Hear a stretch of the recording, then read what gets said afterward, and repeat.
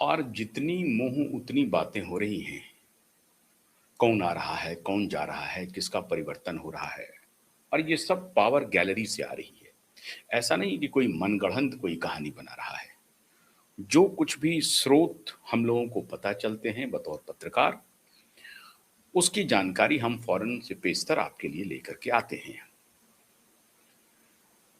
लेकिन 2 साल बीत जाने के बाद अभी जरूरत पड़ी है, क्योंकि 2027 में उत्तर प्रदेश में चुनाव हैं और पंजाब में चुनाव हैं, दो महत्वपूर्ण स्टेट में।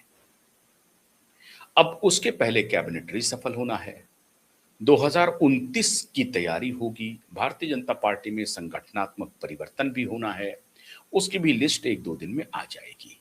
मतलब जो नए अध्यक्ष बने हैं नवीन साहब, तो नवीन साहब अपनी नवीन टीम बनाएंगे और उनको उनको क्या कह दिया गया है, उनके पास एक लिस्ट आएगी जिसको उनको फॉलो करना है। देखिए, एक बात है, मान लीजिए, और इसे स्वीकार करना ही पड़ेगा, स्वीकार कर लेना चाहिए हम लोगों को। अब इसे डिसिप्लिन का तगाजा कह लीजिए, डिक्टेटर कह लीजिए, जो भी कह लीजिए, लेकिन भारतीय जनता पार्टी में आजकल जो फैसले हो रहे हैं वो मोदी जी के सहमति के बगैर नहीं हो रहे हैं। और एक सहमति अमित शाह जी की भी है, उनकी सहमति के बगैर नहीं हो रहे हैं।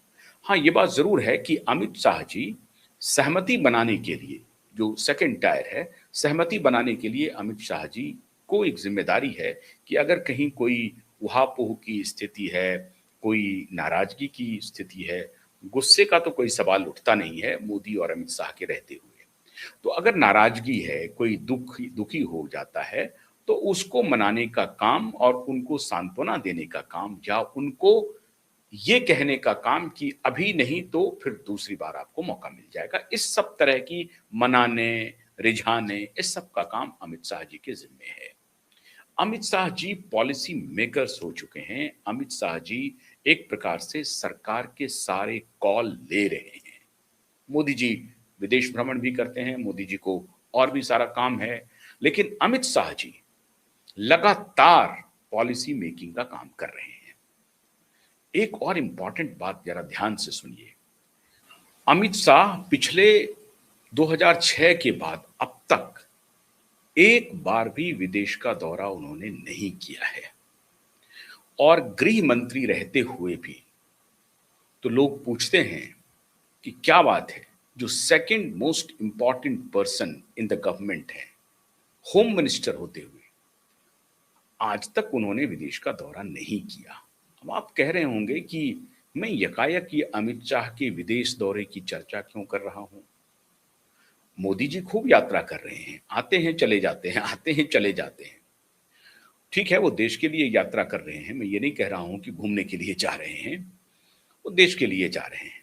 लेकिन अमित शाह ने कोई यात्रा नहीं की, और उनसे जब लोग पूछते हैं तो वो कहते हैं कि नहीं, हमारी प्राथमिकता देश के अंदर देश को सुदृढ़ करना है। और कई राज्यों के मुख्यमंत्रियों में अगर आप योगी की तुलना करें तो योगी ने कहां-कहां की यात्रा की।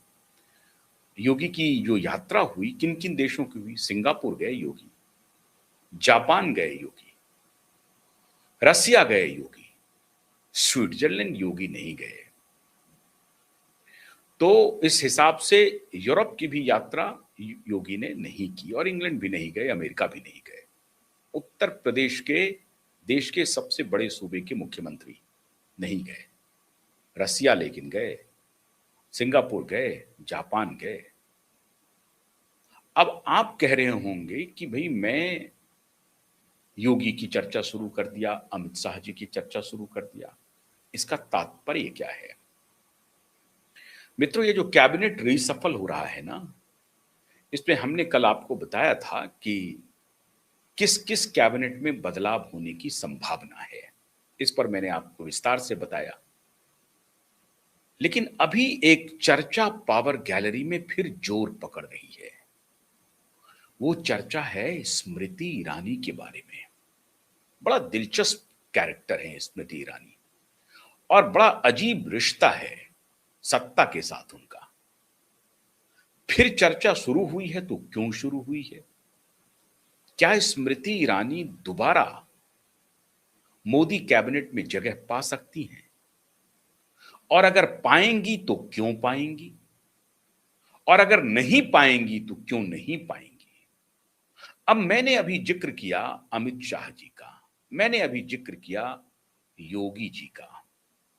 अमित शाह जी का जिक्र क्यों किया अब मैं बताता हूं। और अब जो स्मृति ईरानी का जिक्र कर रहा हूं उसका रिश्ता क्या है। 2014 में स्मृति ईरानी अमेठी से चुनाव हार गई थी राहुल गांधी से, लेकिन हार के बाद भी स्मृति ईरानी भारत सरकार की कैबिनेट मंत्री बनी और एजुकेशन मिनिस्ट्री जैसा महत्वपूर्ण मंत्रालय मिला। और उस वक्त ये बड़ी चर्चा चली कि बड़ी रसूखदार मंत्री हैं और प्रधानमंत्री से काफी इनका रिश्ता काफी मजबूत है। मतलब अमित शाह के माफिक ही इनका भी रिश्ता है। मतलब प्रधानमंत्री इनको तवज्जो देते हैं, इनको मानते हैं। और इसकी फिर चर्चा चली और उनका व्यवहार भी कुछ ऐसा ही था। 2014 और 19 के बीच में उनका व्यवहार निश्चित रूप से कुछ ऐसा ही था। और लोग कहते हैं पावर गैलरी में कि अहंकार और स्मृति ईरानी दोनों एक हो गई थी। अगर अहंकार की कहीं कोई चर्चा हो तो स्मृति ईरानी का नाम ले लीजिए। आप समझ लीजिए कि अहंकार का मतलब, अहंकार का सिनोनिम्स बन गई थी स्मृति ईरानी। ऐसी लोग चर्चा करते हैं। मेरा कोई व्यक्तिगत अनुभव नहीं है, मैं सिर्फ ये कह रहा हूं कि चर्चा होती थी। वैसे मेरा व्यक्तिगत अनुभव यह है कि स्मृति ईरानी बहुत सुलझी हुई एक अच्छी नेता हैं और बहुत ही शालीन नेता है, मेरा यह अनुभव कहता है, व्यक्तिगत अनुभव। लेकिन लोग जो पावर गैलरी में चर्चा करते थे कि स्मृति ईरानी में अहंकार आ गया है। खैर वो विषय अलग है।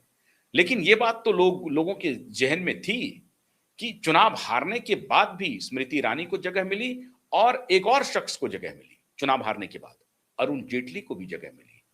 दोनों चुनाव हार गए थे और उस लहर में, जिस लहर में आम इमली सारे लोग चुनाव जीत गए, उस लहर में ये दोनों चुनाव हार गए। अरुण जेटली का चुनाव हारना तो बहुत ही समझिए कि चमत्कारिक खेल था। स्मृति